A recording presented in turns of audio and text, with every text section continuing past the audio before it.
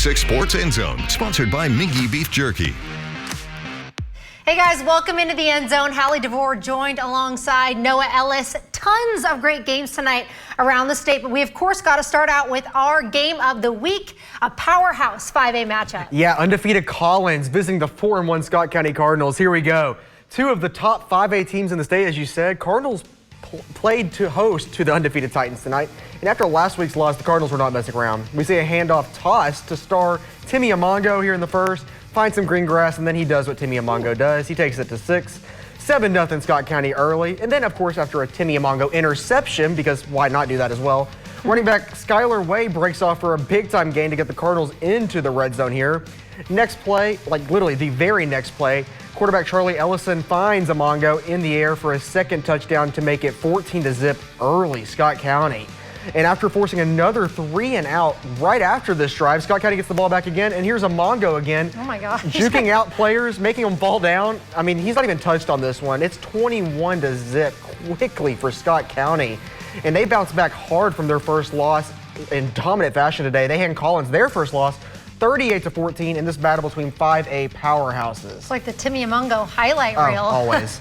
All right, now we're going to head out to Richmond, where Madison Central hosted Great Crossing.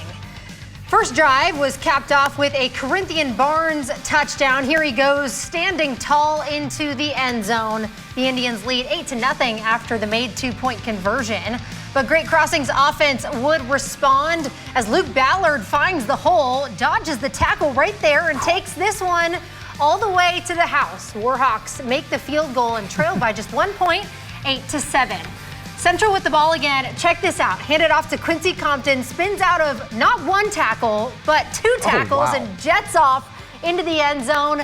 Central extends their lead. All of this action just in the first quarter, by the way, similar to Scott County, scoring after scoring. Again, here's Corinthian Barnes, shoves himself across the goal line. Indians win this one 50-22. Yeah, let's head to the north side of town now as Bryan Station hosts Simon Kenton for their homecoming night. Bryan Station looking for their 3rd straight victory here tonight as well against the Pioneers. We pick up in the second half with the defenders up 14-6. When Pioneers quarterback Grant Webb throws the ball to the wrong team, that's the team in green, not your team. That is Samarion Williams, and he sets the defenders up in good field position. On the ensuing drive, after a big 4th down conversion, Bryan Station running back Raymond Young makes his way into the end zone to make it a 11-point Bryan Station lead here in the 3rd. Simon Kenton on their next drive, though, came all the way back down the field pretty quickly, and running back Landon Brown will get the ball right here for the Pioneers, and he'll power his way into the end zone. And after a 2-point conversion, it's a 3-point game at Bryan Station. But the defenders' defense just stood tall over and over again after this. I mean, instantly into the backfield here. They made plays like this all 4th quarter long. And after an 0-3 start, Station wins their 3rd straight game to 24-14. They improved to 3-3. Simon Kenton falls to 3-3. All right, finally, Ballard hosting Boyle County tonight over in Louisville. Thanks to WHAS, our sister station, for sending us this footage. Rebels up by 7 in the 3rd. Jet Raleigh rolls out of the pocket and goes cross-body to tight end Seneca Driver, and the Rebels extend their lead. Bruins can't get a hold of things on offense. Quarterback Larry Irvin fumbles the snap, and the Rebels recover. Boyle County capitalizes off the turnover. Raleigh fires to a wide-open Bubby McPherson, and they go up by 21 points on the Bruins. Boyle County dominates this one and wins it 35-14. All right, well, stay with us. We have plenty more high school football highlights after the break. 36 Sports Endzone, sponsored by Mingy Beef Jerky. Welcome back into the end zone. We're not going to waste any more of your time. We're going to get right back into it. Madison Southern visiting Dunbar tonight. Eagles going for it on 4th down, but Dunbar's Caleb Monroe with a huge stop right there, bringing him down behind the line of scrimmage. And it's a turnover on downs. That sets up this score. Dominic Faulkner scrambles, finds Connor Norsworthy sitting pretty in the end zone. Dunbar leads 6-0 after the missed PAT. Later in the first, another big play from Monroe intercepts the tipped pass and keeps the momentum going in Dunbar's favor. Then Jayshon Crosby takes the handoff around the outside, 13 yards into the end zone. Faulkner follows it with the keeper for the 2-point conversion after that, and Dunbar wins this one 38-22.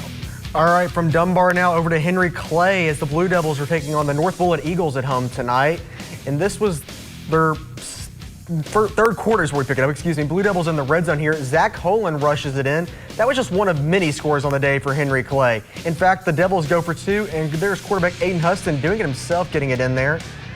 And that's a 8-point drive for the Blue Devils. Later in the quarter, Alejandro Lagunas gets into the backfield for the sack, and Henry Clay is just doing it all over the field at this point. Devils get the ball back. They go for it on 4th down. Holen reins in the high snap and finds the tight end, Henry Morgan, who goes untouched into the end zone. How about the Blue Devils? They win this one 48-6. They pick up their first win of the Philip Hawkins era and their first home win since 2022. Congrats to them. Home win since 2022. That's crazy. Finally, over to Sayre Athletic Complex. Spartans hosting Newport. Starting off in the second half, Sayre already up 18-0.